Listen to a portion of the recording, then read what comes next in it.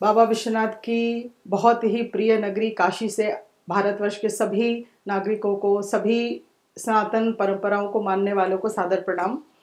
आज centre for Sanatan research में हमारे बीच परम आदरणीय श्री रामाशीष भाई साहब उपलब्ध हैं। भाई साहब जो हैं वर्तमान में प्रज्ञा प्रवाह के केंद्रीय टोली के सदस्य हैं और बहुत लंबे अरसे से अलग अलग क्षेत्रों में, अलग अलग राज्यों में आप पूर्ण प्रचारक रहे हैं। प्रज्ञा प्रवाह के आप 3 राज्यों के प्रचारक हैं। भाई साहब से ज़्यादा उपयुक्त मुझे लगता है आज के शीर्षक पे, जिस पे हम लोग वर्तमान में पंडित दीनदयाल जी के आर्थिक चिंतन के बारे में चर्चा करने वाले हैं, इस विषय पे मुझे लगता है श्री रामाशीष भाई साहब से ज़्यादा उपयुक्त व्यक्ति और कोई नहीं हो सकता है। तो आप सबको मैं स्वागत करती हूँ। सादर प्रणाम रामाशीष दादा। नमस्ते। इस बात का आज हम लोग चिंतन करने के लिए यहाँ उपस्थित हुए हैं कि भारतवर्ष में जो हमारी आर्थिक नीतियाँ चल रही हैं, उस आर्थिक नीतियों में किस प्रकार की संभावनाएं हैं और किस प्रकार के अलग अलग चुनौतियों को हम देख पा रहे हैं। और इस अमृत काल महोत्सव में अगले जो 25 वर्ष हैं, उन 25 वर्षों में भारतवर्ष में किस प्रकार की नीतियों का हमें गठन करना चाहिए, जिससे कि हम उत्कृष्ट भारत की ओर अग्रसर हो सकें। तो इसी श्रृंखला में जो मैं आपसे जानना चाहती हूँ कि हमारे पंडित दीनदयाल उपाध्याय जी, जो कि हम सबको पता है कि बहुत बड़े विचारक, बहुत बड़े चिंतक और इतना कुछ उन्होंने भारत के सांस्कृतिक राष्ट्रवाद के लिए, आध्यात्मिक राष्ट्रवाद के लिए उन्होंने जो एक पूरी हमारे लिए नींव खड़ी की है, तो उसमें उनके आर्थिक चिंतन के बारे में मैं आपसे कुछ प्रश्न रखना चाहूँगी और उनका किस प्रकार का विचार था ये मैं जानना चाहूँगी। तो एकात्म मानववाद के लिए, एकात्म मानव दर्शन के लिए पूरी दुनिया में पंडित जी जाने जाते हैं। वो उसके अगर कहें तो वही उसके पुरोधा है और उन्होंने पूरी दुनिया में एक दूरदर्शिता के साथ हम सबके समक्ष एक अपना वैचारिक पक्ष रखा है कि कभी भी मनुष्य जो है वो समग्र रूप से उसका विकास नहीं हो सकता अगर वह व्यष्टि से समष्टि की ओर नहीं बढ़ता है और समष्टि से वो पूरे ब्रह्मांड की ओर नहीं जाता है। तो इस बारे में हम सबका थोड़ा सा आप मार्ग प्रशस्त करें और हमें बताएं कि किस प्रकार से जो वैश्विक नीतियां हैं, वो नीतियों से हमारे अपनी भारतीय सनातन परंपरा की जो मूल विचार है वो किस प्रकार से भिन्न रही है। और आज वैश्विक परिदृश्य जो हम देख रहे हैं कि चारों तरफ अराजकता है, चारों तरफ गरीबी और निर्धरता है, काफ़ी सारे संघर्ष की लड़ाई चल रही है, तो उसमें पंडित दीनदयाल जी की जो एकात्म मानव दर्शन है वो किस प्रकार से उसकी प्रासंगिकता है। सबको मेरा नमस्कार। मनीषा जी, इसके कुछ प्रारंभिक पहलू जो हैं उनको थोड़ा ध्यान रखना चाहिए, क्योंकि दीनदयाल जी उपाध्याय ने जब एकात्म मानव दर्शन सिद्धांत प्रस्तुत देश के सामने किया तो भारतवर्ष को उस समय की आंतरिक परिस्थिति और बाह्य परिस्थिति दोनों की तरफ हमको ध्यान देना चाहिए। बाहर की परिस्थिति ऐसी थी कि द्वितीय विश्व युद्ध समाप्त हो चुका था। उसको विश्व युद्ध न कह करके उसको महायुद्ध कह सकते हैं, क्योंकि पूरी दुनिया उसमें इन्वॉल्व नहीं थी। तो उस महायुद्ध की समाप्ति के बाद दुनिया 2 ध्रुव पर खड़ी हो गई। हम सब जानते हैं कि युद्ध समाप्ति के पश्चात मित्र राष्ट्र जितने थे, एलायन नेशन, वो सब जीते थे। अमेरिका, इंग्लैंड, रूस भी उनके साथ था। इनको जीत प्राप्त हुई थी। हालांकि रूस कम्युनिस्ट देश था, लेकिन अमेरिका और इंग्लैंड के साथ युद्ध में सहभागी था वह। युद्ध के पश्चात रूस की जो विचारधारा थी वो कम्युनिस्ट विचारधारा थी। इसके कारण अमेरिका और इंग्लैंड उसको पसंद नहीं करते थे।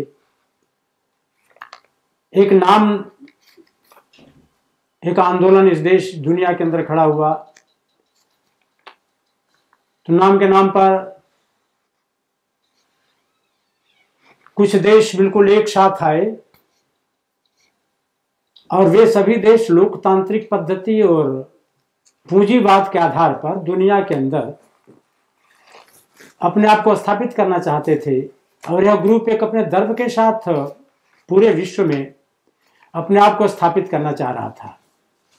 परिणाम इसका हुआ कि स्वीडन जैसा देश, नॉर्वे जैसा देश, ऑस्ट्रेलिया जैसा देश अमेरिका और नाम के पीछे खड़ा हुआ, लोकतांत्रिक और पूंजीवादी व्यवस्था लेकर के वो खड़ा होने की चेष्टा किया। दूसरी तरफ एक साम्यवादी विचारधारा लेकर के, कम्युनिस्ट विचारधारा लेकर के कम्युनिस्ट आ गया है।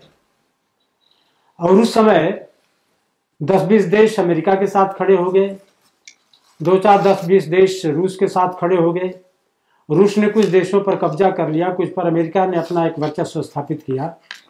चेकोस्लोवाकिया है, युगोस्लाविया है, ये सारे के सारे देश, ये पोलैंड वगैरह जितने भी थे सब वो रूस के साथ खड़े हुए। और भारतवर्ष के चारों तरफ आप देखें तो कैसी स्थिति थी। उस समय ऐसा लगता था कि पूरी दुनिया कम्युनिस्ट कंट्री बन जाएगी। फिदेल कास्ट्रो उधर थे, मार्शल टीटो उधर थे, मार्क्स उधर था, चीन के अंदर स्वयं माओ थे, नॉर्थ कोरिया के अंदर हम सब जानते हैं कि किम इल सुंग का कितना बड़ा प्रभाव उस समय दुनिया के अंदर खड़ा हुआ था। और स्वयं कम्युनिस्ट नेताओं ने भी ये घोषित किया था कि क्रेमलिन से चल करके ये साम्यवादी कम्युनिज्म की जो विचारधारा है ये क्रेमलिन से चलेगी, मॉस्को से चलेगी और बीजिंग पहुंचते हुए कलकत्ता जाएगी, कलकत्ता से लंदन तक जाएंगे, यानी पूरी दुनिया को कॉन्कर करेंगे। तो पूरी दुनिया को हम बिल्कुल कम्युनिज्म के छाता के नीचे ले आएंगे, मार्क्स की कैनोपी के नीचे ले आएंगे। क्योंकि दास कैपिटल और उनका द्वंद्वात्मक भौतिकवाद, डायलेक्टिकल मटेरियलिज्म, उनका उस सिद्धांत पूरी दुनिया के कल्याण के लिए बहुत आवश्यक है। पूंजीवादी देश अपने आप में दुनिया को एक पूंजीवादी देश में कन्वर्ट करना चाहते थे। देश स्वतंत्र हो गया था।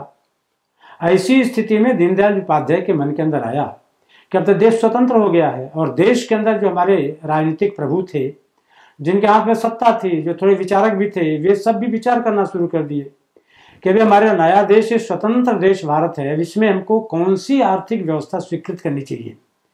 पूंजीवाद स्वीकार करना चाहिए कि साम्यवाद स्वीकार करना चाहिए। और यहीं तक नहीं, भारतवर्ष के अंदर तो स्वयं कांग्रेस के अंदर कुछ ऐसे कम्युनिस्ट नेता थे जो पलक वाड़े बिछाए हुए थे। क्योंकि कम्युनिस्ट जो आइडियोलॉजी की घोषणा थी, जो उन्होंने उद्घोष दिया था कि हम क्रेमलिन से बीजिंग, बीजिंग से कलकत्ता, कलकत्ता से लंदन जाएंगे, तो उसमें पूरा भारत आता है। भारत को कॉन्कर करते हुए लंदन जाने वाले थे, कलकत्ता होते हुए तो आ गए वे। यहाँ पर अपने कम्युनिस्ट जितने थे कांग्रेस में भी, वे सब पलक फाड़े बिछाए हुए थे कि कम्युनिज्म आएगा तो इस देश के अंदर गरीबी, भुभुक्षा और इस देश के अंदर जो दरिद्रता है, गरीब लोगों की एक बहुत बड़ी आवाज बन करके आएगा वो। कारण इसका इसके पीछे था कि लोकतंत्र अपरिपक्व लोकतंत्र था। लोकतंत्र की कोई बहुत ज्यादा गहरी जानकारी इस देश के अंदर नेताओं की भी नहीं थी उनको कि इसके तत्व क्या है, लोकतंत्र क्या है, इसकी बहुत गहरी जानकारी न रहने के कारण, बहुत अध्ययन न रहने के कारण तो कम्युनिस्ट इनके लिए बहुत बड़ा आकर्षण का केंद्र बन गया था। ये वो ऐसा काल था, कम्युनिस्ट जीत करके भी आने लगे थे, लोकसभा में उनके मेंबर आ गए। ऐसा लगा था कि उनकी जो घोषणा है इस देश के अंदर चरितार्थ हो जाएगी, सत्य हो जाएगी। तब दीनदयाल उपाध्याय ने कहा कितना प्राचीन देश है जो सोने की चिड़िया कहलाने वाला देश, आखिर इसका अर्थशास्त्री कौन था? मार्क्स था क्या? इसका अर्थशास्त्री कौन था?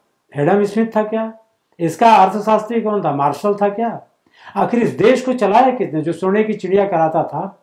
दुनिया के लोग आक्रमणकारी बनकर के इस देश पर आए तो उनका एकमात्र उद्देश्य धन लूटना था, संपत्ति लूटनी थी। ये भी एक उद्देश्य था उनका, इस देश की संस्कृति को ध्वस्त करना, इस देश की सभ्यता को ध्वस्त करना, साथ साथ इस देश का धन लूटना। भारतवर्ष का धन लूट करके इंग्लैंड स्वयं धनी बना हुआ है। द्वितीय विश्व युद्ध में हथियार बेच करके ये सारे के सारे जो पश्चिम देश के राष्ट्र हैं सब वो धनी बन गए। तो भारतवर्ष एक पेंडुलम से दूसरे पेंडुलम पर पूंजीवाद से साम्यवाद, साम्यवाद से पूंजीवाद, ये उसकी यात्रा रहेगी कि भारत अपने आप को एक्सप्लोर करेगा, अपने विंगनेस को जानेगा। भारत का अर्थशास्त्री कौन है, इसकी खोज करनी पड़ेगी हमको। तब उनको लगा कि इस देश के अंदर भारत का अर्थशास्त्र चलाने वाला इस देश को जिस ढंग से चलाया इस देश के ऋषियों ने, मनीषियों ने, वैदिक ऋचाओं के, हमारे वांग्मय के, और हमारे यहाँ समाज को संचालित करने के लिए जो कोड ऑफ कंडक्ट बने थे, उसको हम धर्म भी कह सकते हैं। धर्म के माध्यम से समाज को संचालित करने की एक व्यवस्था थी। पंडित दीनदयाल उपाध्याय ने कभी भी ऐसा दावा नहीं किया कि मैं कोई नया सिद्धांत दे रहा हूं। उन्होंने यही कहा कि भारतवर्ष के अंदर जो सनातन वांग्मय है, सनातन परंपरा है, हमारे देश के अंदर जो हमारे वेद हैं, उपनिषद, हमारे शास्त्र हैं, उन्होंने भारतवर्ष के लोगों को जीवन जीने का एक तरीका, एक सलीका बताया था। आज हम जिसको स्टैंडर्ड ऑफ लिविंग कहते हैं, दीनदयाल जी कहते थे कि भारत के वांग्मय में, भारत के हमारे ऋषियों ने स्टैंडर्ड ऑफ लिविंग की चर्चा ही नहीं की है। हमारे यहाँ स्टैंडर्ड ऑफ लाइफ की चर्चा हुई है। हमारे जीवन का स्तर कैसा हो, जीवन जीने का स्तर और जीवन का स्तर, दोनों में बहुत अंतर है।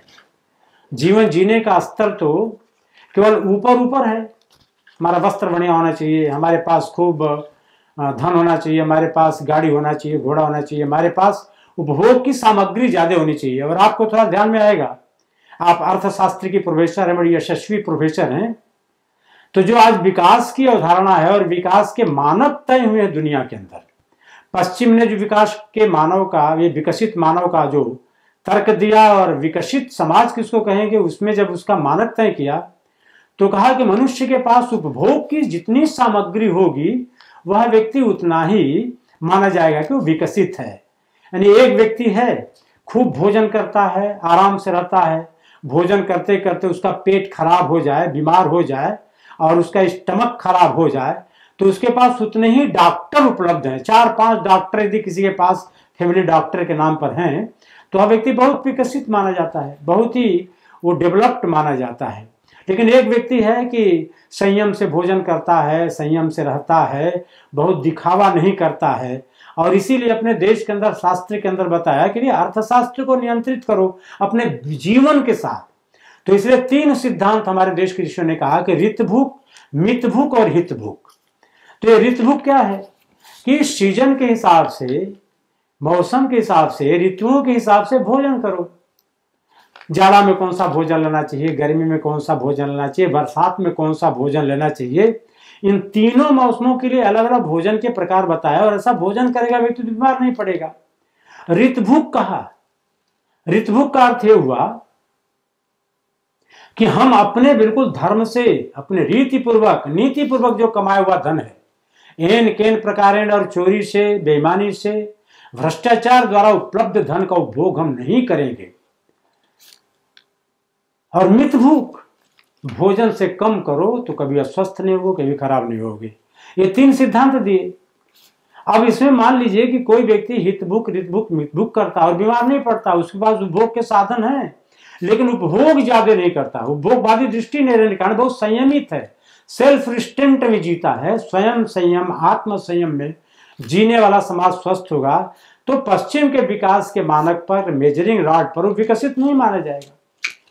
तो अपने देश के अंदर विकास के मानक तय किए कि विकसित मानव कौन है, तो विकसित मानव को कहा जाएगा उसका शरीर और भोग विलास और बाहरी दुनिया में कोई विकास कर गया, ऐसा नहीं है।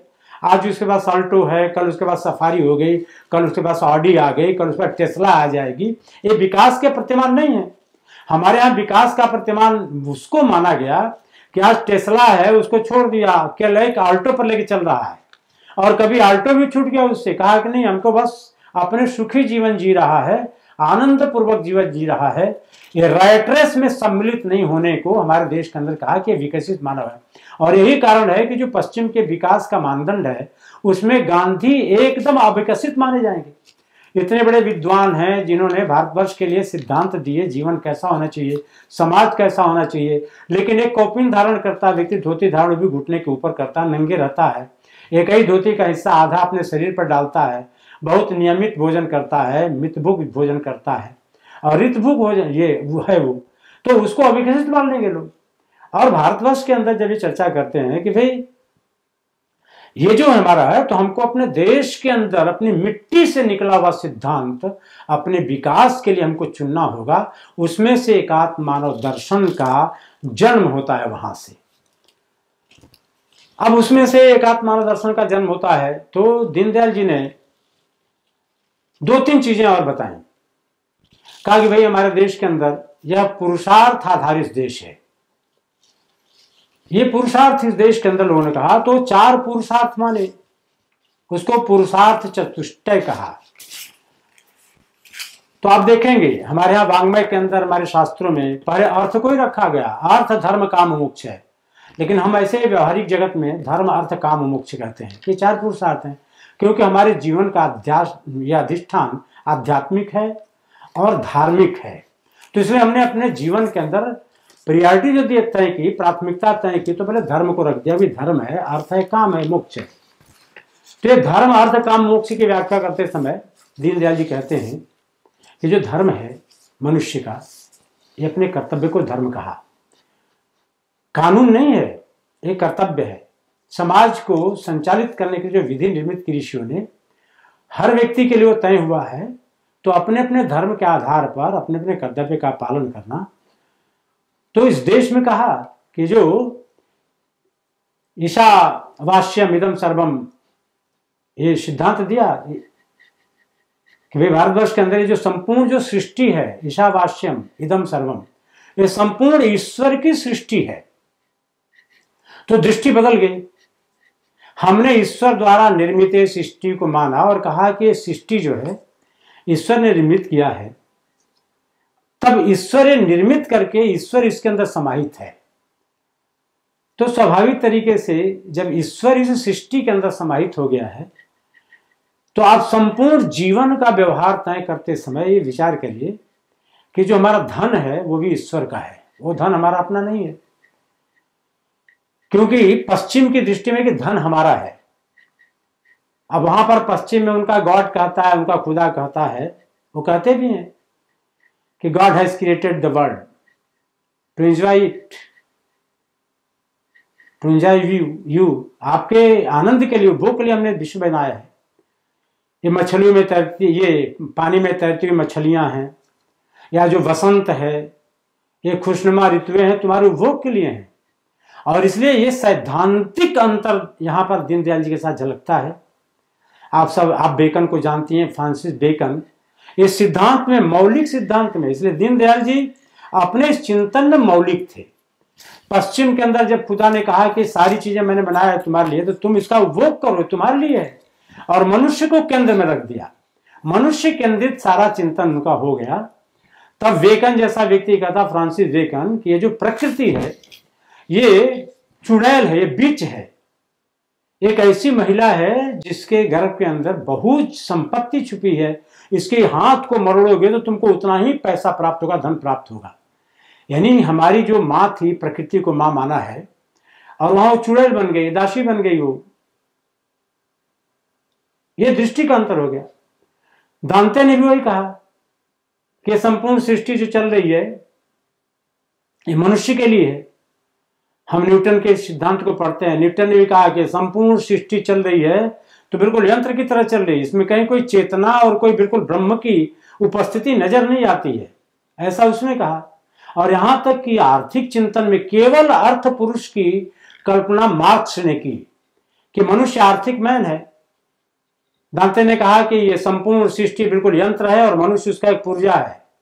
यंत्र को खोलोगे, उसका एक यंत्र बिगड़ गया तो यंत्र पर कोई यंत्र नहीं पड़ता है, तो मनुष्य भी उसका यंत्र है। जैसे सृष्टि को तुम पूजा खोल करके देख सकते हो, उसे मनुष्य भी कर सकते हो, यंत्र ही है बिल्कुल। तो यांत्रिक मानव की, आर्थिक मानव की कल्पना वहां पर आई। भारतवर्ष के अंदर न तो मनुष्य को आर्थिक मनुष्य माना, न यांत्रिक मनुष्य माना, न सोशल एनिमल माना। भारतवर्ष के अंदर मनुष्य को कहा कि ये संपूर्ण जो मनुष्य है या प्राणी मात्र सब बिल्कुल ईश्वर के ही संतान है, ईश्वर के अंश है। आपको एक बड़ा मजेदार और बहुत ही उत्कृष्ट उदाहरण है। राम जब हनुमान से पूछते हैं कि हे हनुमान, सृष्टि के विषय में तुम्हारा अपने विषय में क्या ख्याल है, तो हनुमान कहते हैं कि हे भगवान, हे प्रभु, देह दृष्टिया तो दासो हूं, देह की दृष्टि से मैं आपका दास हूं। जीव दृष्टिया तदंशकम, जीव की दृष्टि में मैं आपका हिस्सा हूं, आप ही का अंश हूं। आप जो है मेरा छोटा सा अंश हूं जीव दृष्टिया। आत्मदृष्टया त्वमेवाहम इति में दृष्टि इति में दृष्टि मत ऐसे कहा। ऐसा मेरे विचार है। देह की दृष्टि से मैं आपका दास हूं, स्लेव हूं आपका, चाकर हूं आपका, मेरी देह आपका चाकर है। लेकिन जो मेरे भीतर जीव है वह जीव तो बस आपका अंश है। लेकिन जहां आत्मा की बात आती है तो आप में और मुझ में कहीं कोई अंतर नहीं है। आत्मा की दृष्टि से मैं भी आप ही हूं। और इसलिए कहा कि भाई जब संपूर्ण सृष्टि ईश्वर द्वारा आच्छादित है तो धन भी ईश्वर का है। अपने यहां धन की दो व्याख्या किया है, एक तो भू कहा गया है और एक श्री कहा गया है। दोनों विष्णु की पत्नी है, दोनों रूप लक्ष्मी का है। अचल संपत्ति को भू कहा और श्री कहा चल संपत्ति को, दोनों लक्ष्मी का ही रूप है। लेकिन आज कैसी मान्यता हो गई पश्चिम की दृष्टि से कि हम बिल्कुल भूपति बन गए, श्रीपति बन गए। छी छी, हम जिसको माता कहकर पूछते हैं उसके तुम पति कैसे हो सकते हो? भूमि काहू की न भई, पृथ्वी काहू की न भई, और सब है भूमि गोपाल की। इस देश का चिंतन है कि संपूर्ण पृथ्वी है वो गोपाल की है, ईश्वर की है, तुम उसके पति नहीं बन सकते। यानी मलकियत बदल गई। अर्थ है जिसको महात्मा गांधी ने कहा ट्रस्टीशिप, हम इसके केवल रखवाला हैं, हम इसके उपभोग करता नहीं है। अपने उपभोग के लिए जितना चाहिए उतना हमको चाहिए, बाकी धन का जो सदुपयोग है वो तुम करो, समाज के लिए करो, तुम्हारे लिए नहीं है।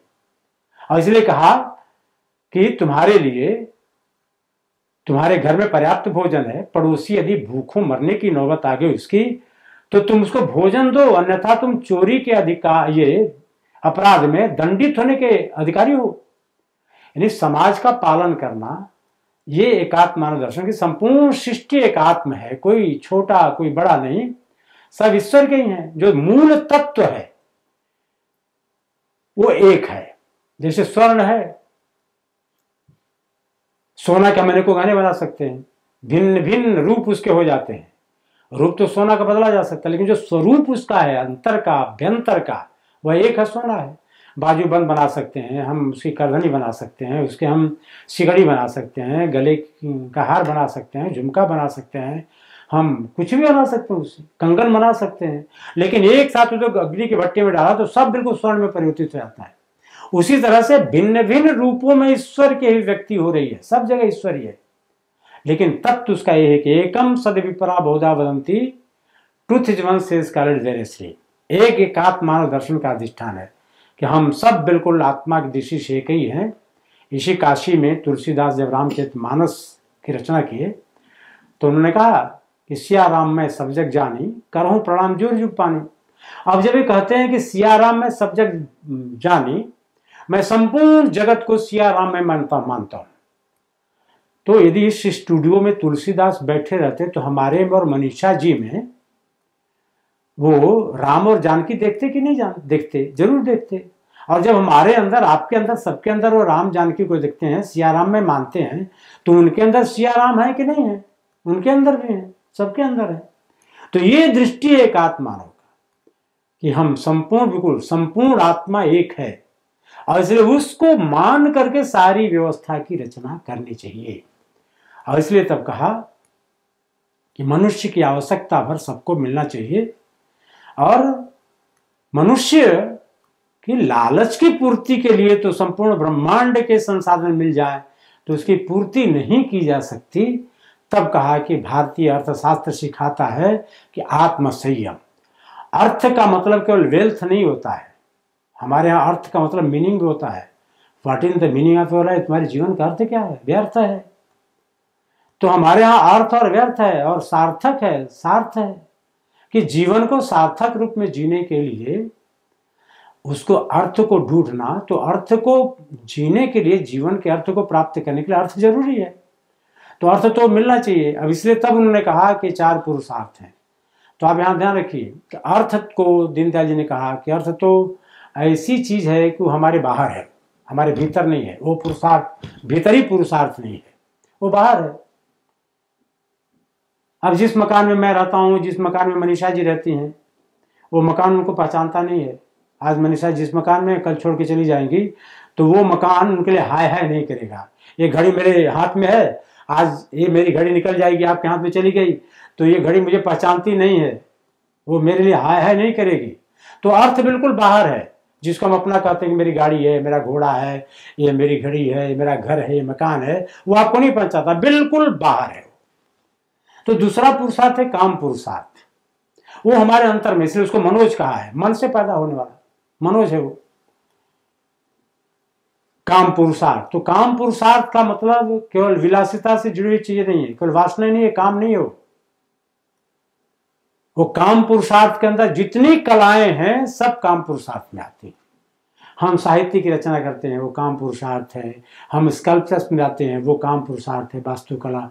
हम चित्रकला में जाते हैं, वो ये काम पुरुषार्थ है। हम बहुत अच्छी कविता लिखते हैं, अच्छा गद्य लिखते हैं, जो भी साहित्यिक रचनाएं हैं, जो भी सृष्टि के अंदर कला से जुड़ी हुई चीजें, हम बहुत अच्छा गीत गाते हैं, काम पुरुषार्थ की साधना है। तो काम पुरुषार्थ को भी हमको पुरुषार्थ की तरह रहना है, उसके लिए हमको जीना है। घी का लड्डू टेढ़ो बिना, हम टेढ़ो भला ऐसा हम कहते हैं, लेकिन घी का लड्डू टेढ़ो भला हमारे यहाँ नहीं स्वीकार करते। हम घी का लड्डू लेंगे तो उसको गोल गोल बनाएंगे, चिकना बनाएंगे और उसमें वर्क लगा देंगे चांदी का, तब उसका हम उपयोग करते हैं। यानी वो काम पुरुषार्थ है, उसको अचीव करना होता है। तो इसीलिए योगा कर्म सु कौशलम, किसी कर्म को करते समय योग झलकना चाहिए, आप चित्त से उसके साथ जुड़े। ऐसा हमारे देश के अंदर कहा धर्म है हमारा, तो ये काम तो बाहर है, काम हमारा है, ये धर्म बाहर है, ये अर्थ, काम हमारे अंतर है। उसे थोड़ा अभ्यंतर हमारा जो पुरुषार्थ है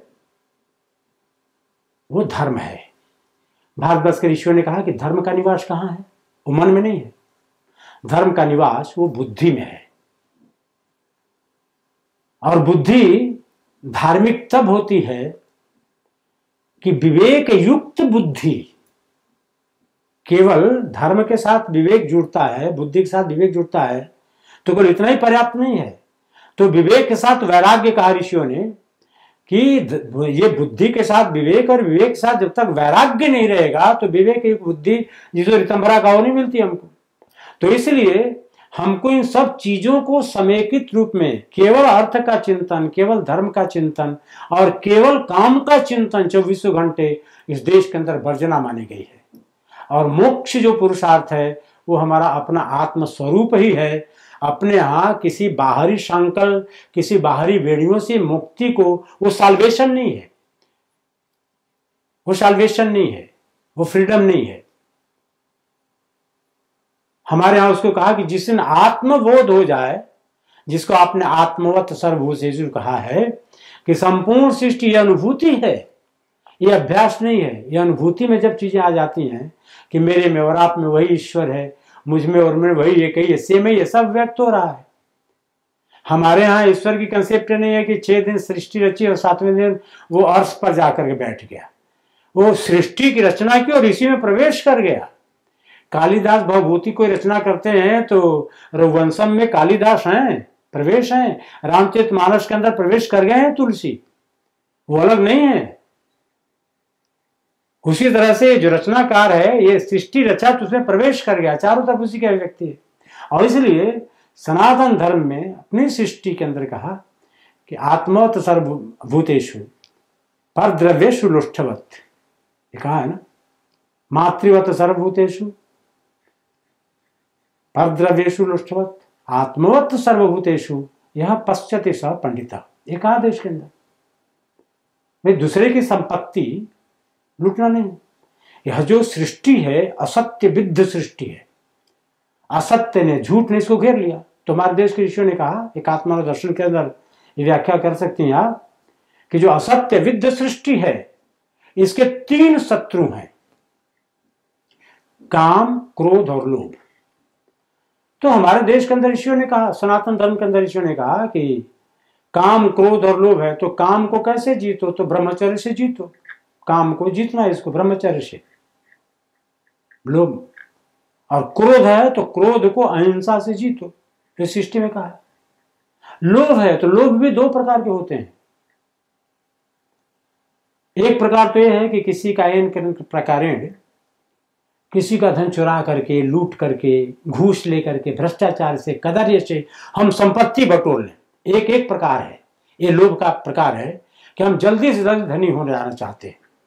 तो जल्दी से जल्दी धनी होने के चक्कर में मनुष्य बेईमान बन जाता है, तो चोरी करता है।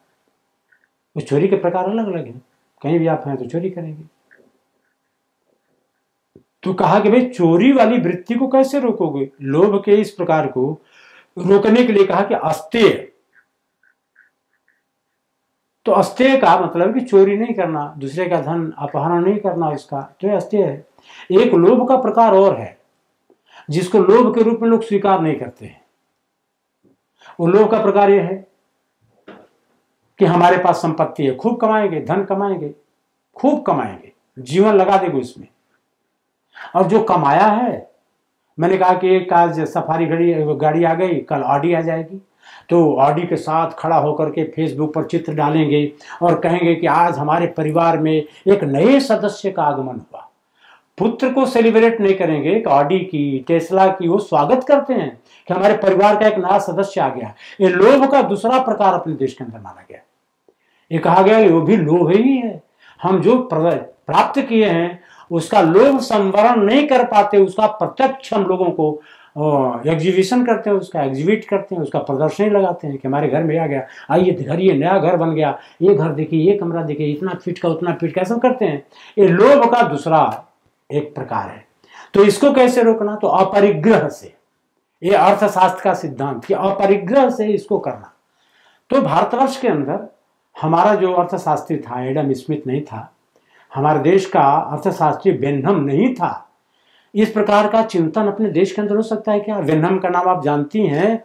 बेनहम लंदन स्कूल में पढ़ाते, लंदन कॉलेज में पढ़ाते थे और वहाँ पर प्रोफेसर थे। उन्होंने अर्थशास्त्र का सिद्धांत कैसा दिया? उन्होंने कहा कि मनुष्य का एक आर्थिक मूल्य होता है।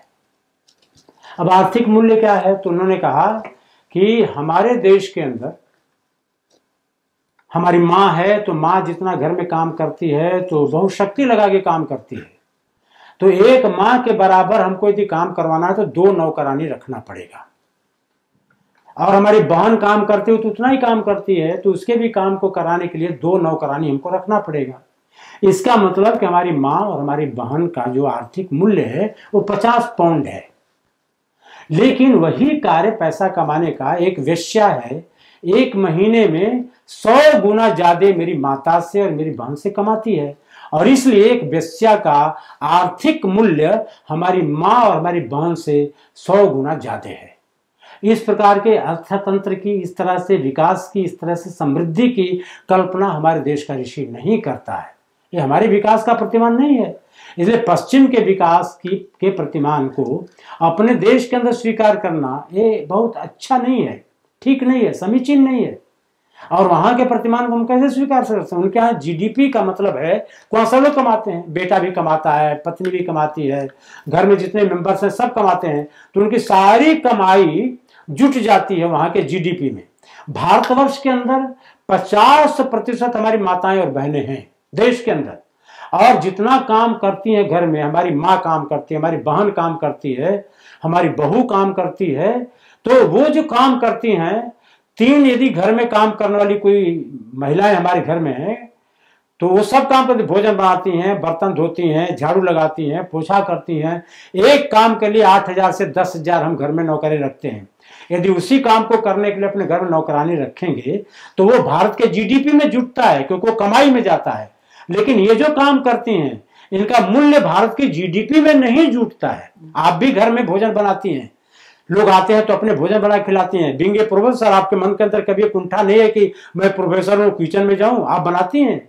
उसी काम के लिए नौकरानी रखती हैं तो 10,000 देना पड़ता, उसको भोजन देना पड़ता, कपड़े देना पड़ता, तो उसका जीडीपी भी जुटता। 50% जीडीपी में भारत की कमाई जुटती नहीं है।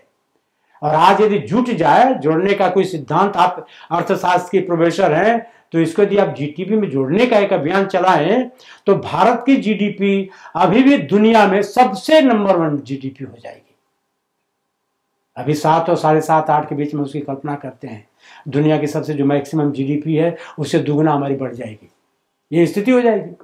दूसरी बात यह है कि अमेरिका वगैरह देश हैं, 100 देश ऐसे हैं जो अकेले उत्तर प्रदेश के अंदर समा जाए। छोटे छोटे 50-60 लाख के देश हैं, 40 लाख के देश हैं, हजारों के देश हैं यूरोप कंट्रीज के अंदर। तो उनकी तुलना भारत से नहीं की जा सकती। अमेरिका, हमारे एक मित्र ने पूछा कि अमेरिका और भारत की तुलना करिए। मैं क्या तुलना करें? भारत से 3 गुना बड़ा अमेरिका है और भारत से 9 गुना कम आबादी, उसके 35 करोड़ की आपकी आबादी है। 1 अरब 40 करोड़ की आबादी हमारे देश के अंदर हो गई है। कहां तुलना आप करेंगे? किससे करेंगे? 4 गुना आबादी कम है आपकी।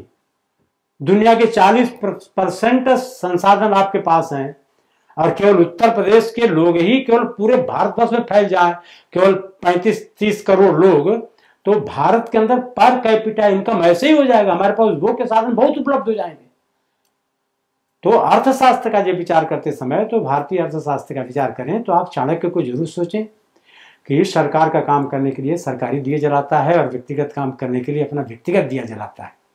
तो इस देश के अंदर ऐसे ऐसे अर्थशास्त्री, तो हमारा अर्थशास्त्री कबीर है जो कहता है साईं इतना दीजिए जामे कुटुंब समाए, मैं भी भूखा ना रहूं साधु न भूखा जाए। इतना ही चाहिए हमको, और इतना चाहिए तो इसमें और सब चीजें आती हैं कि हमारे यहाँ हमको बिल्कुल स्वास्थ्य की, चिकित्सा की, शिक्षा की, इमरजेंसी कोई आपातकाल जीवन के अंदर आ गया तो हम कुछ धन हमारे पास रहे, इतना रहे हमारे पास, ताकि हमको कभी अभावग्रस्त न हो जीवन। और इसलिए इसको बिल्कुल कहा कि ये चाहिए हमको। ये हमारे जीवन का एकात्म मानव दर्शन है कि जीवन को उसके अनुरूप डालना। अर्थ का उद्यम लालसा, उद्यम लालच, उद्यम डिजायर, वो कभी सेटिस्फाइड नहीं हो सकता। हम उस काम को सेटिस्फाइड नहीं कर सकते। Man desire is never satisfied by intelligence, like the sacrificial oven even grows with every offering. यज्ञ में जितनी समुदाय डालेंगे उतना ही वो धधकती जाती है। तो इच्छा आज एक पूरी हो गई, कल दूसरी पैदा होती है, तीसरी होती, चौथी होती है। तो कहा कि एकदम आत्म संयम जीवन से, और जो कुछ उपलब्ध है बांट करके खाओ, ईश्वर का मान करके दो, मलकियत की दृष्टि बदल जाए, ये सब मालिक उसका है, प्रसाद के रूप में ग्रहण करो। एक उदाहरण मैं दे करके ये उसकी भूमिका समाप्त करूंगा। फिर आगे का प्रश्न संस्कृति और ये सब था तो राष्ट्र की है, तो उसमें थोड़ा सा कुछ बाद में प्रकाश डालेंगे। हमारे हम बनारस में रहते हैं, आप भी बनारस में रहते हैं। यहाँ क्षीर सागर बहुत बढ़िया है, राजश्री बहुत पुरानी मिठाई की दुकान है। हम राजश्री से और क्षीर सागर से मिठाई लेके चलते हैं, तो चलते हैं 2 किलो मिठाई लेके चलते हैं, तो हम सोचते हैं मन में जल्दी से जल्दी घर पहुंच जाए ताकि अपने परिवार के लोगों को बांटे। बीच में कोई मिल भी गया, झोले में क्या लिए हुए हैं, तो बता हाँ गए थे एक जगह से कुछ खरीद करके लाया है, वो बताना नहीं चाहता है क्योंकि देना पड़ जाएगा उसको, क्योंकि उसका मालिक है मिठाई का, वो घर पहुंचाना चाहता है। लेकिन वही जब व्यक्ति जाता है संकट मोचन में, विश्वनाथ जी में दर्शन करता है, मिठाई चढ़ाता है, उसी मिठाई को लेके चलता है, तो घर तक जाने में उसको बिल्कुल उसी सार्थकता मानता है कि प्रसादम है, सब व्यक्ति तक पहुंच जाए। लोग मुझे क्या है तो प्रसाद लीजिए ना, थोड़ा सा मिल्कियत बदल गई, वहां पर प्रसाद हो गया, यहाँ पर हमारा अपना हो गया। और इसलिए तब कहा कि भाई प्रसाद रूप में इसको ग्रहण करो और ईश्वर की संपत्ति के रूप में स्वीकार कर लो, तो जीवन के अंदर कोई संघर्ष नहीं, क्योंकि संघर्ष के आधार पर पश्चिम का दर्शन तो केवल संघर्ष पर है। डायलेक्टिकल मेटेरियलिज्म हो चाहे पूंजीवाद हो, दीनदयाल जी ने सीखा कि पूंजीवाद में जो गरीब है उसका तो शोषण होता है, और वहां पर लोगों ने कहा भी है, साफ कहते थे लोग, दांते कहता था कि विकास तो कुछ ही लोगों का होता है, बाकी लोगों को उस विकास में अपना सहभागी बनना पड़ता है, बलिदान देना पड़ता है। सर्वाइवल ऑफ द फिटेस्ट, उसमें से एक सिद्धांत निकला हूं। हमारा जो सबसे कमजोर है, सबसे बेकस है, मजलूम है, उसको प्रोटेक्शन पहले दिया जाता है, उसको सुरक्षा पहले दी जाती है, और वहां वो पहले असुरक्षित हो गया है, उसको जीने का अधिकार ही खत्म कर दिया, समाप्त कर दिया। ये एक आत्मा दर्शन है, दुनिया के लिए ये एकमात्र दर्शन, सबके सुख के लिए। धन तो संपत्ति तो उनके, जैसे कल आपकी चर्चा चली तो आपने कहा धन तो सारा बटुर के वहां चला गया, अशांति हो गई मन के अंदर, पागल हो गए लोग। दुनिया में सबसे अधिक लुनाटिक असाइलम यदि कहिए तो अमेरिका के अंदर है। तो शांति चाहिए, मन के आनंद चाहिए मनुष्य को। तो केवल सुख के पीछे राइट रेस भागना, हम आनंद चाहते हैं, शाश्वत आनंद, उसके लिए हमने काम किया। ये एकात्म मानव दर्शन के आधार पर एकात्म चिंतन कैसे होना चाहिए, अब यहीं पर विकास का काम हो रहा है। आप देखोगे कि आज से 10 साल पहले, अभी भी कुछ कुछ चलता ही ऐसे। एक बार क्या हो रहा है, सारी सड़कें टूटी हुई हैं। क्यों भाई टूटी सड़कें? तो केबल वाले भीतर सड़क बिछा रहे हैं, केबल बिछ गया, सड़क बन गई। फिर बिल्कुल सड़क टूट गई, क्या हो रहा है भाई? तो हम बिल्कुल पानी का पाइप बिछा रहे हैं, सड़क बन गई पाइप बिछा के। फिर बिल्कुल सड़क टूट गई तो क्या हो रहा है? तो भी गैस लाइन में पाइप बिछा रहे हैं, सड़क टूट गई। तो एकात्म मानव दर्शन को सामाजिक जीवन के अंदर व्यवहार में कैसे उतारें? सबके अलग अलग डिपार्टमेंट है, गैस के पाइप बिछाने वाला अलग डिपार्टमेंट है, पर्यावरण का डिपार्टमेंट अलग है, बिजली का डिपार्टमेंट अलग है। सबको जोड़ने वाला एक तत्व तो बैठा है जो प्रशासक है, सबको बैठा है एक साथ और सबको कहे कि भाई आपका क्या काम है, आपका क्या काम है, आपका क्या काम है। आप बिल्कुल ये 5 वर्षों का हमको ब्लू प्रिंट बना करके दीजिए और एक साथ सब काम लगाइए। बिजली का तार बिछा दीजिए, सड़क बना दीजिए, पाइपलाइन बिछा दीजिए, सब कर दीजिए। और पेड़ कहाँ कहाँ है उनसे पूछ करके, पेड़ काटना है विकास के लिए तो आप अड़ंगा मत डालिए, ये सारा काम होने दीजिए, एक साथ काम करिए। ये एकात्म कार्य, एकात्म मार्गदर्शन को कहाँ एकात्मता में उतारेंगे व्यवहारिक जगत में? ये बिल्कुल करना पड़ेगा जी। That's all, thank you. आगे कोई प्रश्न तो आप कर सकते हैं, बताइए। आपने बहुत सुंदर तरीके से बहुत विस्तृत हम सबों को जानकारी दी। ये हम सब देख रहे हैं, पढ़ रहे हैं और रोज इसका अध्ययन अध्यापन कर रहे हैं कि आज पूरे विश्व में जो सबसे बड़ी जो विषमताएं हैं वो यही हैं कि हमारे आत्म संयम हमारा खत्म हो गया है।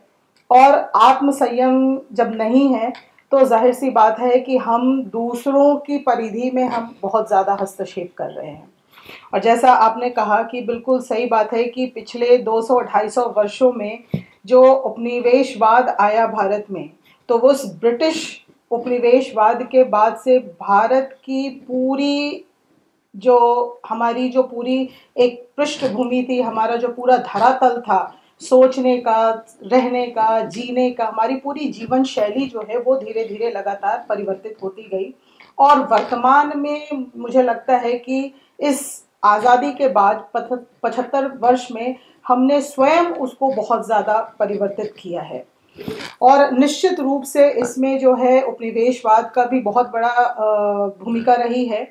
हमारी जो वैश्विक नीतियां रही हैं, चाहे वो शिक्षा के क्षेत्र में हो, चाहे वो हमारे जीवन जीने के क्षेत्र में हो, और जिन्हें हम एक आजकल कहते हैं 90 के दशक में हम लोगों ने अपने भारतीय आर्थिक नीति में जिसको हम कहते हैं लिबरलाइजेशन, प्राइवेटाइजेशन और ग्लोबलाइजेशन, जो हम लोगों ने नई आर्थिक नीति शुरू करी, बहुत सारे उसके कारण थे जिसे हमें मजबूरी में शुरू करना पड़ा।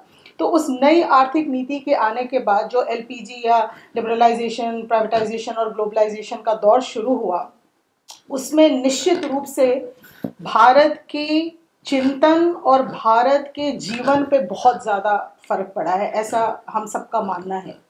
और ख़ास करके ये जो आत्म संयम की हमारी जो दृष्टि रही है, जो हजारों लाखों वर्ष से हम जीते आए थे, उसमें निश्चित रूप से बहुत ज़्यादा फर्क पड़ा है।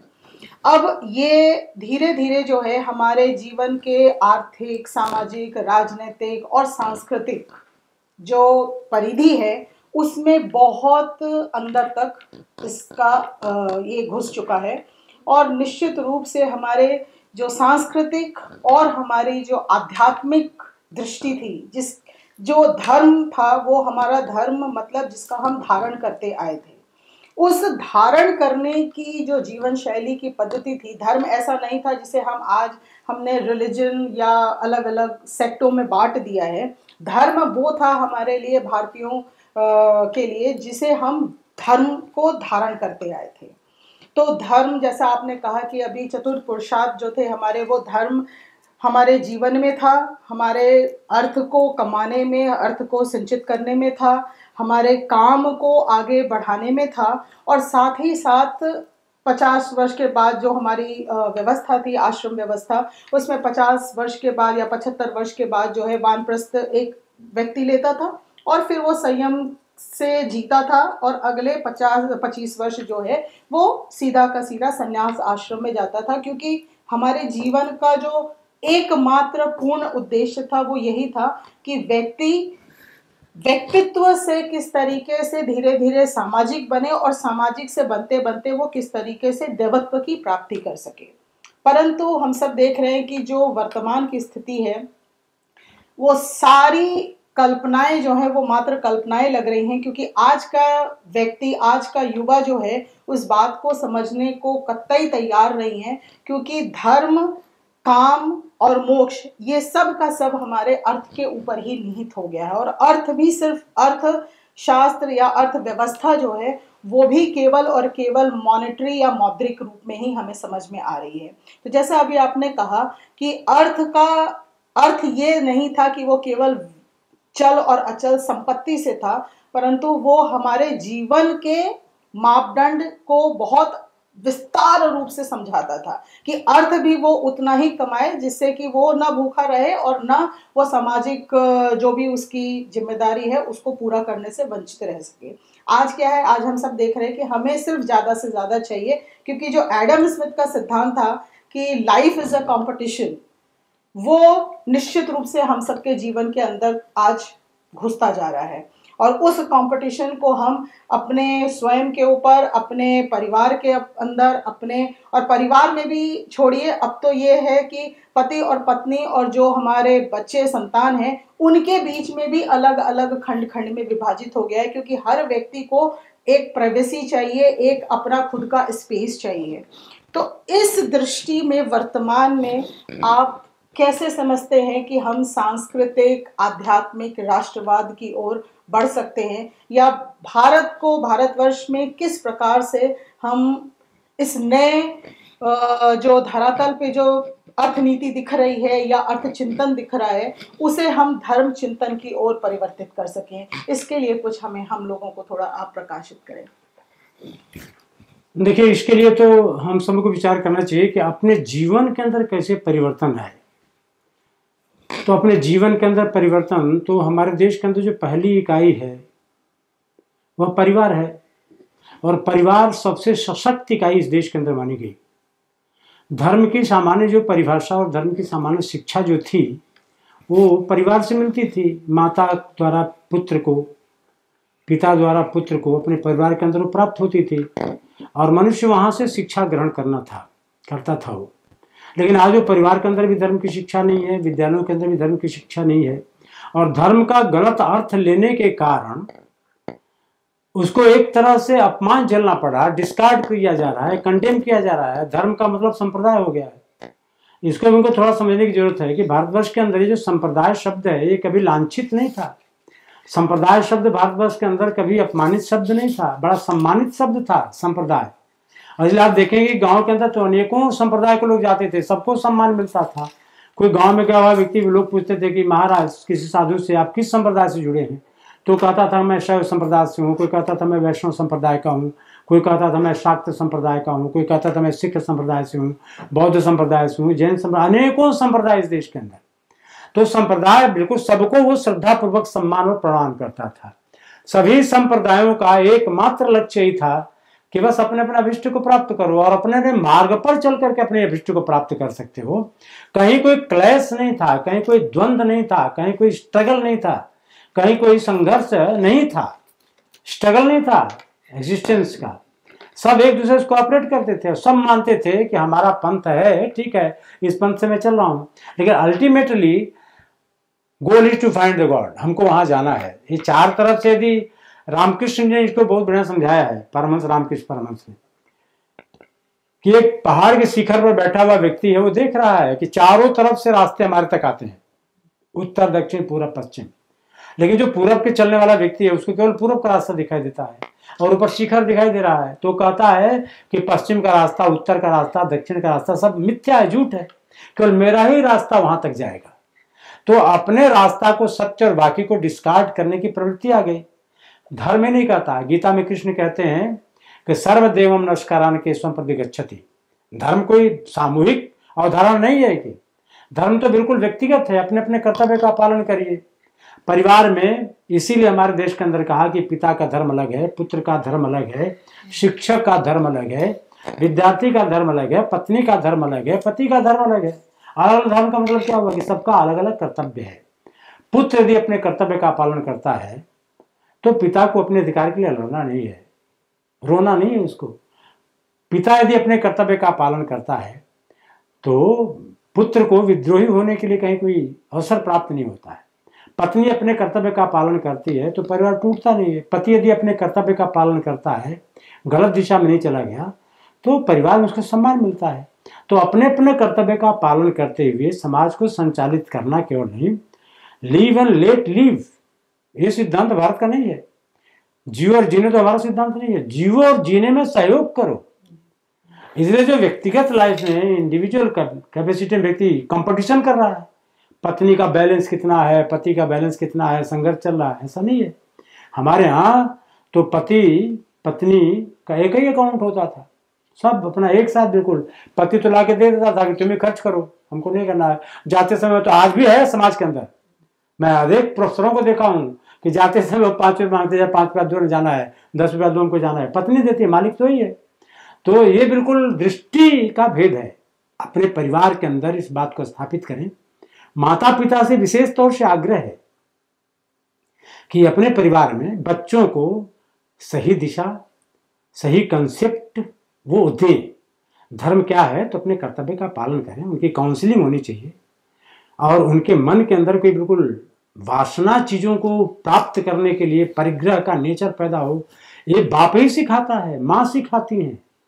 तो ये बिल्कुल आत्म संयम अपने से प्रस्तुत करना और आत्म संयमी अपने पुत्र को बनाना, तो ये शिक्षा के माध्यम से हो सकता है। परिवार है, शिक्षा है, विद्यालयों में जहाँ से पूरी की पूरी धार्मिक अवधारणा बहिष्कृत हो चुकी है, धर्म की कंसेप्ट को वहाँ स्थापित करें। और इस बात को जरूर ध्यान रखें कि रिलीजन और मजहब ये धर्म नहीं है, वो स्वयं नहीं कहते हैं। इस्लाम के मानने वाले उसको मजहब कहते हैं। कभी उनसे कहे कि रिलीजन क्या कर, नो नो नो, ये हमारा रिलीजन नहीं, हमारा मजहब है।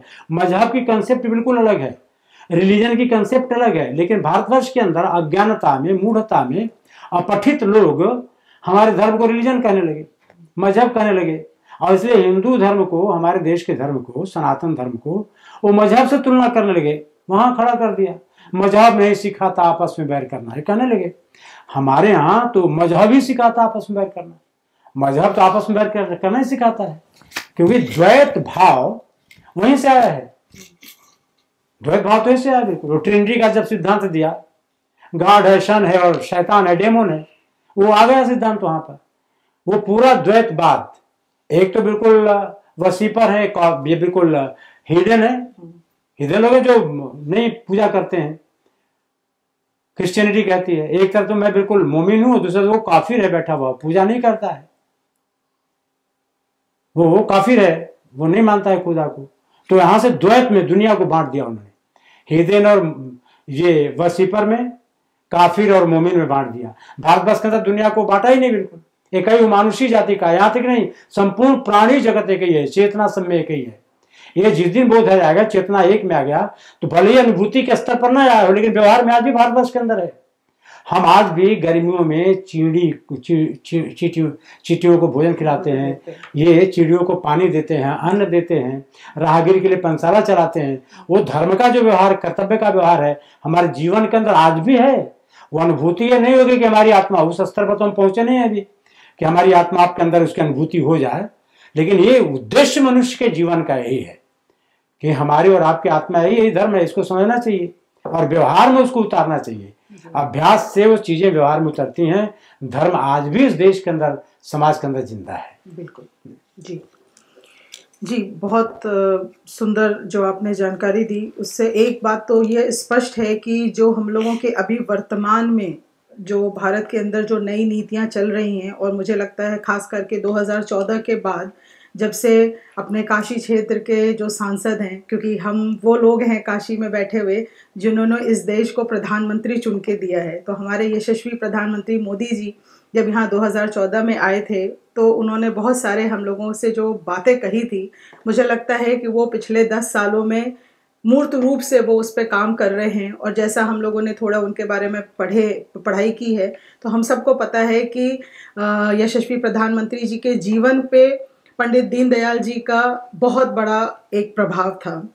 तो मुझे लगता है कि पंडित जी राष्ट्र ऋषि के रूप में ज़्यादा विख्यात हैं, और उनकी जो इस पूरे राष्ट्र के प्रति जो सर्वोदय से भी आगे बढ़ के उन्होंने अंत्योदय योजना की बात की, और अंत्योदय योजना किस प्रकार की हो कि समाज का जो अति पिछड़ा वर्ग का व्यक्ति है, जो आखिरी पायदान में भी व्यक्ति खड़ा है, उस व्यक्ति तक अगर समाज और राष्ट्र कुछ हित नहीं पहुंचा रहा तो वो हमारे लिए कहीं से भी, हमारे लिए वो एक मापदंड नहीं हो सकता। तो जैसा अभी आपने शुरू में कहा कि जो वैश्विक मापदंड है जीडीपी का, ह्यूमन डेवलपमेंट इंडेक्स का, वो मापदंड निश्चित रूप से भारत का मापदंड नहीं हो सकता। दूसरा तो दूसरे पक्ष पे नहीं जाते कि हाँ ठीक है, जनसंख्या हमारी बहुत बड़ी है और वैश्विक जनसंख्या से हम तुलना नहीं कर सकते, बट निश्चित रूप से जो मापदंड का आधार भी है जीडीपी में, केवल ग्रॉस डोमेस्टिक प्रोडक्ट में या ह्यूमन डेवलपमेंट इंडेक्स में थोड़ा वो बढ़ के बात करते हैं, तो उस दृष्टि से भी अगर देखें तो वो हम लोगों के भारतीय सनातन जो परंपरा की दृष्टि है उससे बहुत ही छिछला और बहुत ही सतही दिखाई देता है। तो आज जो मोदी जी का जो एक उन्होंने वाक्य दिया था, सबका साथ सबका विकास, वो मुझे लगता है निश्चित रूप से पंडित जी की अंत्योदय योजना से ही प्रेरित है। और बहुत सारे, जैसे आत्मनिर्भर भारत की हम बात कर रहे हैं, मेक इन इंडिया की बात कर रहे हैं, आज हम डिजिटल इंडिया की बात कर रहे हैं, तो जितना थोड़ी मुझे अल्प जानकारी है उसके आधार पर मैंने ये समझा अभी तक कि हमारे खुद के जो भारतीय चिंतक थे वो कभी भी खंड खंड में विभाजित नहीं थे, क्योंकि जो भी चिंतक थे वो सामाजिक, आर्थिक, राजनैतिक, सांस्कृतिक, आध्यात्मिक सबको समग्र रूप से लेके चलते थे। तो इस बारे में आप, जैसे हमने जितनी भी अब नई नई हम लोगों ने योजनाएं शुरू करी हैं, जिसमें कि आत्मनिर्भर भारत और यूपी को हमारे यशस्वी जो मुख्यमंत्री जी हैं वो निश्चित रूप से हाल फिलहाल में साल 2 साल के अंदर ही इतना सारा निवेश लेके आए हैं कि हम सब देख रहे हैं कि जहाँ पे कभी यूपी में बहुत ज़्यादा इंडस्ट्रीज नहीं थे, उद्योग नहीं थे, बहुत ज़्यादा बेरोजगारी थी, आज भारत के अंदर अलग अलग राज्यों में हम दूसरे पायदान पे पहुंच गए हैं, सेकंड हाईएस्ट स्टेट यूपी बन गया है। तो जिस तरीके से यहाँ पर हमारे योगी जी कार्य कर रहे हैं, देश के प्रति जिस तरीके से मोदी जी का समर्पण भाव दिख रहा है, तो उस दृष्टि से आपको कैसा लग रहा है कि कितने और वर्ष अभी हमें लगेंगे कि हम विकसित भारत, हमारा लक्ष्य नहीं है, विकसित भारत के आगे उत्कृष्ट भारत की ओर हम कब तक बढ़ पाएंगे? देखिए, ये जो प्रश्न है बहुत सापेक्ष प्रश्न है। कब तक हम उत्कृष्ट भारत बन जाएंगे, ये कहना कोई बिल्कुल टाइम बाउंड प्रोग्राम नहीं है। लेकिन एक आपको बहुत बढ़िया मजेदार कहानी सुनाता हूं। एक रेस्तरां में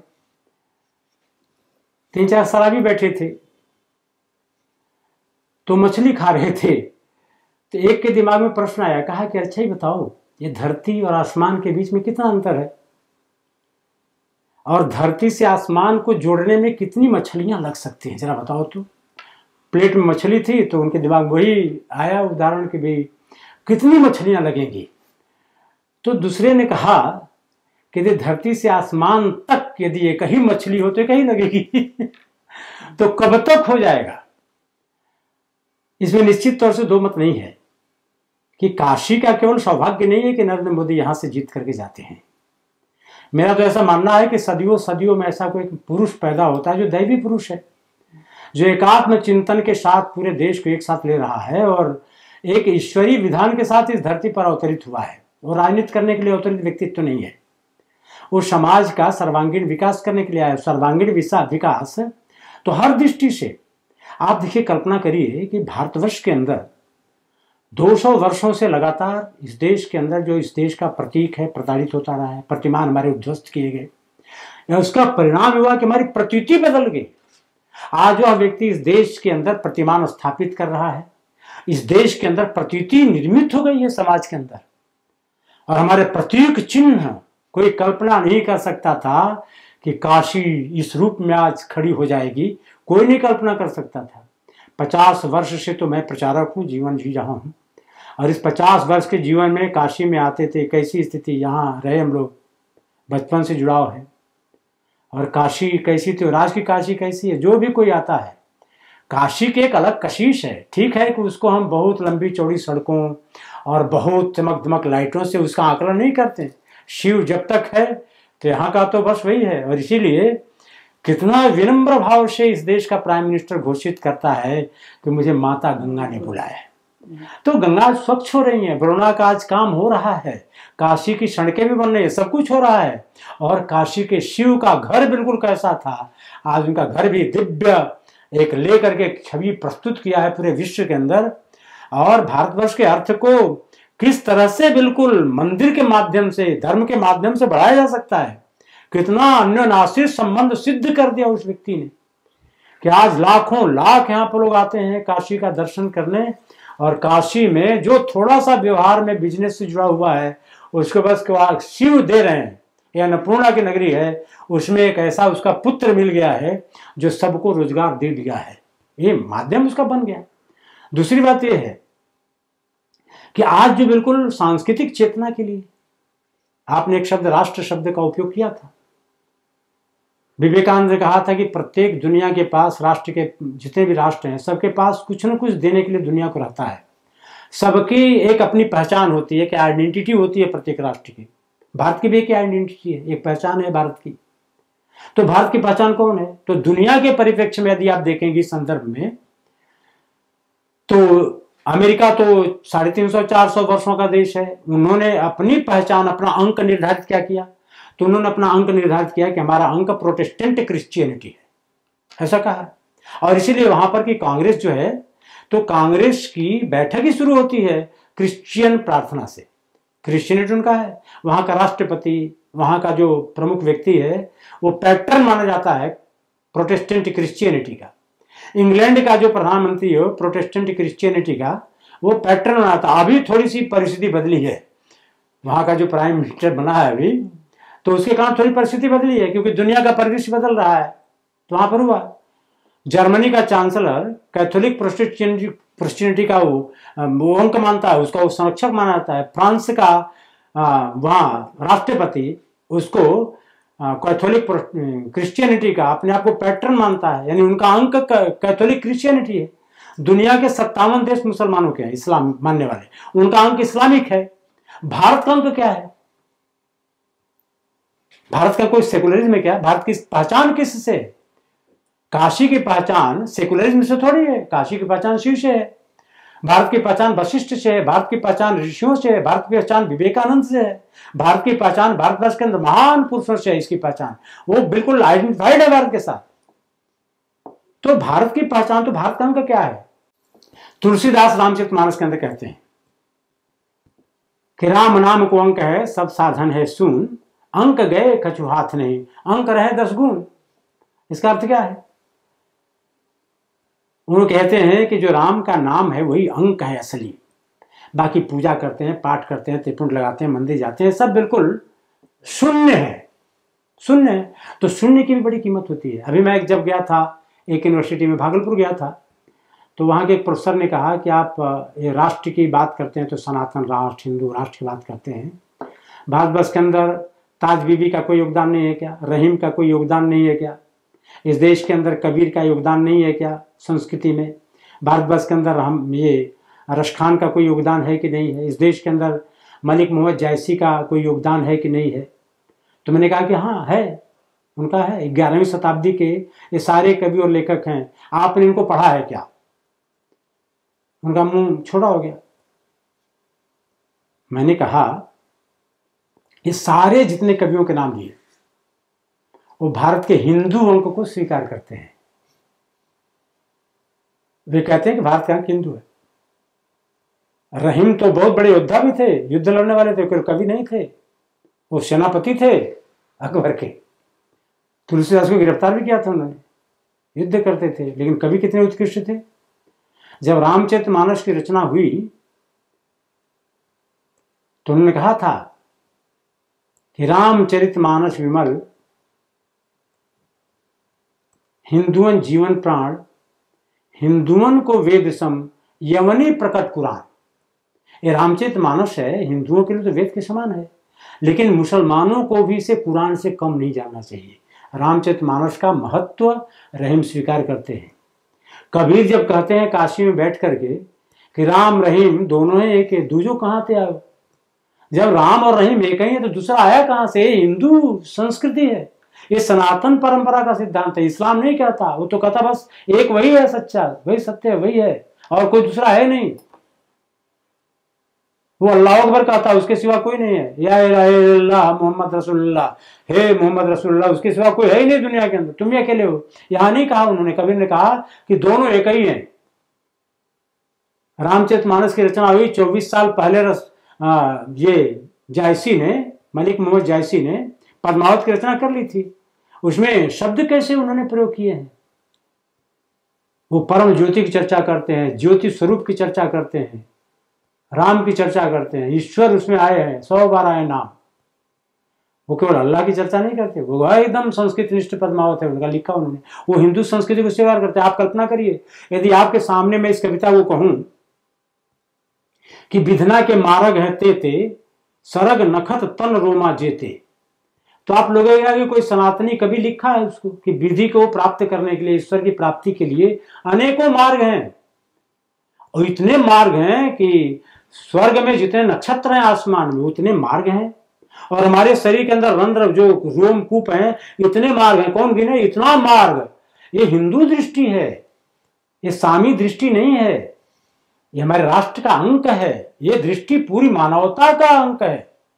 इसको बचाए रखिए आप, बिल्कुल यही भारत का अंक है। ऋषियों ने कहा कि कोई मार्ग का झंझट नहीं, किसी मार्ग से जाओ अपने ईश्वर को प्राप्त करो। गीता में कृष्ण ने कहा है कि सर्वदेवम नमस्कारान केशवम प्रति गच्छति, हे Partha all paths lead towards one supreme being, ये सारे रास्ते के ईश्वर के पास जाते हैं, मुझसे कहते हैं। ये भारतीय चिंतन है, भारतीय दृष्टि है, जो क्लैश में, संघर्ष में, कंपटीशन में विश्वास नहीं करती है। और तुलसीदास ने कहा कि ये अंक है, मैंने उनसे प्रोफेसर से कहा कि ये सारे लोग हैं सुनने के बराबर हैं। किसी स्कूल के अंदर ब्लैक बोर्ड पर यदि एक लिख दो तो उसकी इंट्रिंसिक कैपेसिटी, आंतरिक कैपेसिटी 1 है। उस पर 1 शून्य बढ़ा दिया तो उसका मूल्य 10 हो जाता है, एक और बढ़ा दिया तो 100 हो जाता है, एक और बढ़ा दिया तो 1000 हो गया, शंख पद्म तक ले जाइए। लेकिन एक को मिटा दिया तो ब्लैक बोर्ड पर क्या बचेगा, श्याम पट पर क्या बचेगा, शून्य बचेगा।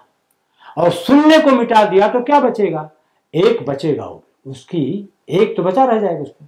वही 1 इस देश का अंक है, वो राम है, इस देश के ऋषि हैं। नदियों से, पहाड़ों से किसी राष्ट्र की व्याख्या नहीं होती। जिस प्लेटो को पढ़ते हैं, जिस अरस्तु को पढ़ते हैं, ये सारे के सारे यूनान के अंदर भी स्पार्टा की गलियों में घूमे, वो सारी गलियां हैं आज भी, पर्वत पहाड़ हैं। लेकिन अरस्तु का नाम, प्लेटो का नाम लेते ही वहां के जो रहने वाले लोग हैं उनके शरीर में स्पंदन नहीं होता, हृदयतंत्रियां झंकृत नहीं होती, मन के अंदर गौरव नहीं होता। हिमालय रह जाएगा, गंगा बहेगी, भूमि रह जाएगी, पहाड़ रहेंगे, लेकिन राम को मानने वाला, कृष्ण को मानने वाला नहीं माला, और मानवता को एक मानने वाला यदि दर्शन समाप्त हो गया तो भारत की पहचान समाप्त हो जाएगी। ये भारत का दर्शन, भारत की चिति है, आत्मा है, यही इस राष्ट्र की चिति है। उसको विराट में अव्यक्त होना बाकी है। धन्यवाद मनीषा जी, धन्यवाद आपको। आप जैसे यशस्वी प्रोफेसर जो काशी के अंदर लोगों की चेतना के अंदर एक विस्फोट लाने का काम करती हैं और सबको चेतना को जागृत करती हैं, एक ऐसी महिला प्रोफेसर आप हैं जो कोई प्रोफेसर जो आचार्य हो तो महिला और पुरुष में विभक्त नहीं है। आप एक ऐसे आचार्य हैं जो संपूर्ण भारतवर्ष के अंदर मैत्री और गार्गी लोपामुद्रा की प्रतिनिधि हैं। मैं आपको विशेष तौर से नमस्ते करता हूं और सबको मैं प्रणाम करता हूं। धन्यवाद। बहुत बहुत प्रणाम, बहुत बहुत आपका शब्द नहीं है मेरे पास आपको आभार व्यक्त करने के लिए, क्योंकि आज के इस पावन दिन, आज आपने दादा जो हम लोगों को ज्ञान दिया वो मुझे लगता है कि बहुत बहुत आवश्यक है हम सबको ये पढ़ने और समझने के लिए, और इस अपने मानव जीवन में और अपनी चिति में इसको आत्मसात करने के लिए। तो आपको बहुत बहुत आभार, बहुत बहुत धन्यवाद। और सनातन रिसर्च सेंटर की तरफ से मैं एक बार आप सबको सादर